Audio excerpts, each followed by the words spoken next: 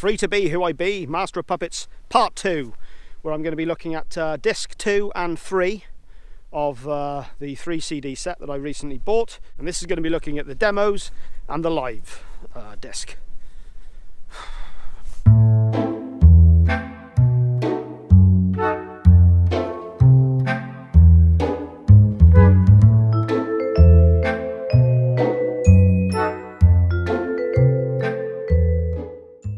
Let's move on to disc 2, which is the demos. A good portion of the demos are instrumental tracks, and other than a couple of minor differences to the arrangements, they're pretty much the songs that we've come to know and love. However, there are a few songs that are worth pointing out. If you don't like Master of Puppets, I don't trust you. I don't like you.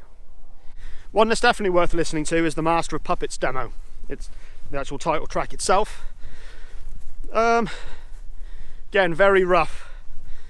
Some of the palm muting that James does in the main riff is slightly different, not quite worked out yet. Some arrangements not quite. The arrangements are pretty much the same as what would go onto the album, but a few minor differences. Leave a comment. Talk to me. One of the main differences on the Master of Puppets demo is the vocals. The vocals included on this demo are much more reminiscent of what would have maybe been included on Ride the Lightning, sort of more of this high-pitched side of things, as opposed to what would eventually end up on the album.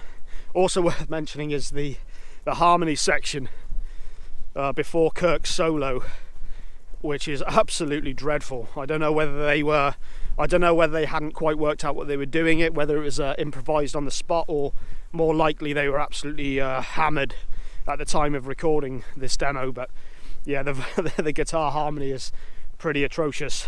Subscribe to Free to Be Who I Be. It pays for itself.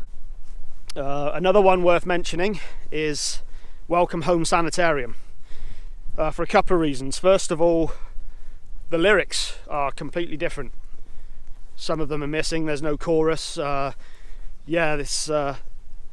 The lyrics are completely different to what would end up on the album, and again they made the right decision to change them.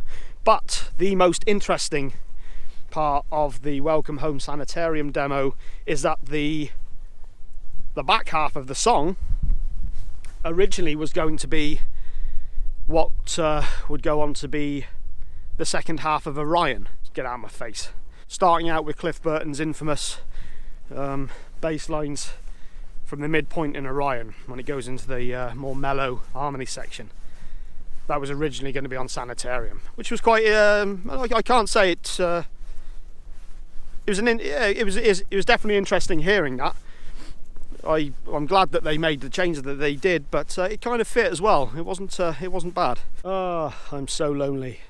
Leper Messiah, the demo that's on here, is literally, I think, like a minute long. It's just the harmony riff in the midpoint of the song. This path is a metaphor for my journey through life. Here I meet a fork in the road. Which way do I go? The decisions of life. There's less options than I thought, so I guess I'm going this way. Damage Incorporated as well. The guitars sound solid. I'm not sure if they're what made it to the album or not, if they're just bed tracks, but it's just James's rhythm guitars on those, and there's also, he does his influence na na na na lyrics, which were made famous on the singles for the Black Album, which all of the singles had demos for, where he did his classic na na na na na na lyrics, because he obviously hadn't worked it out yet, so it's just for vocal patterns. But yeah, so during Damage Incorporated on this particular track, all you hear is na na na na na na na na. So obviously working stuff out. Gonna keep on keeping on, gonna keep on talking, hope there's some gold in here. I think the only other thing worth mentioning from the demos was that the beginning of Orion, the demo on it, this sounds like the bed track stuff. For the drums and the guitars sound pretty solid, so I don't know if they're what would go on to actually be on the album. But the opening section, which was normally Cliff's bass, was played by James on the keyboard it sounds weak as hell. I guess it was just to keep everything in place so they could work out the song. And there are also none of the solos, none of the bass solos, none of the guitar solos are on this particular demo. But yeah, worth a listen. I will not. Also included on the demo disc is a work in progress version of The Money Will Roll Right In by Fang, I believe. Never actually heard this before. I don't know where it turned up. It wasn't on the it wasn't on any of the Garage Stage Revisited stuff I've heard. And an early working of The Prince, all fair enough. Also included is a 20-minute interview with Cliff Burton. Not a bad interview, always nice to hear Cliff in any form. Very intelligent, thoughtful guy. Rest in peace, Cliff Burton. You are sadly missed. Now we move on to disc 3, which is the live performances. There's some okay stuff on here. A lot of it, I am guessing, is from bootlegs. Maybe some of it's from the soundboard. But yeah, some of it's not the best sounding, but it's worthwhile, I think. Particularly songs like For Whom the Bell Tolls, where you get James, whose arm was in a cast at the time with I think this was after a skateboarding accident. I remember reading about that when I was younger. And John Marshall was standing in for him on guitar. But yeah, James introduces Cliff Burton before going into For Whom the Bell Tolls, and you hear that classic Cliff Burton playing. Such a talent, such an amazing talent. Which way is best? My only real complaint with the live stuff, there was quite a few of the tracks were performed after Jason Newsted was put into the band and during his stint of the Master of Puppets tour after he joined. Now, I've got no problem with Jason Newsted. I respect him highly. He's an amazing bass player and he contributed a lot to Metallica, and I love all the albums that he was on. It's just, it would have been nice to have had more. This was Cliff's album. Master of Puppets was Cliff's album. His personality was all over it. He had such an influence on the band. It would have been nice to have had more Cliff performances on the on the disc. Bloody hell. What do you want reviewed? So that was my take on the 3-disc remastered edition of Master of Puppets. As we all know, great album. Some interesting bonus material. So whether you think that you'd find it interesting or not is purely down to you. But I'm glad I got it. I'm glad I bought it. Okay, so future episodes. I'm going to be doing. I've got 6 episodes planned at the moment. 5 of them are going to be covering individual albums, and that's going to be my top 5 albums of 2017. Because I only started doing this stuff a couple of weeks back, so there's a hell of a lot of albums I've missed. There's been some great stuff this year.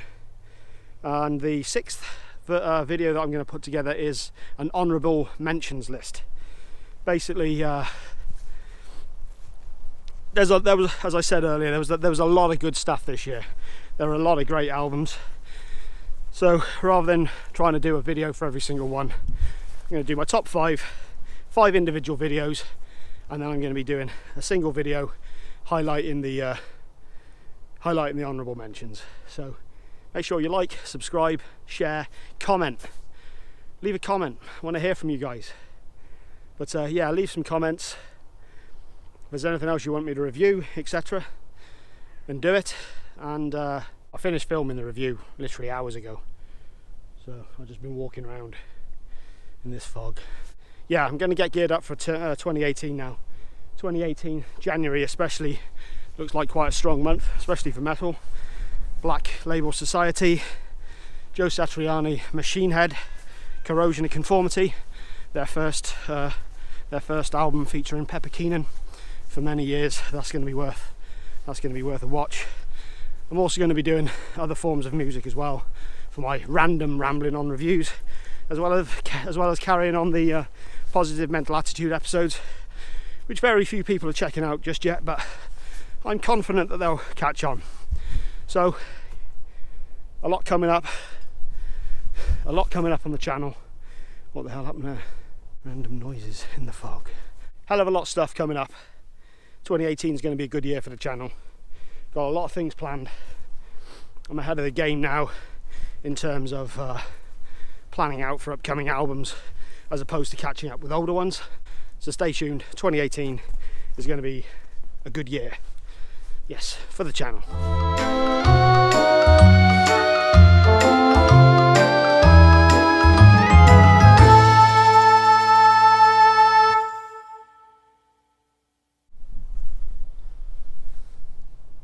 Weird squawking.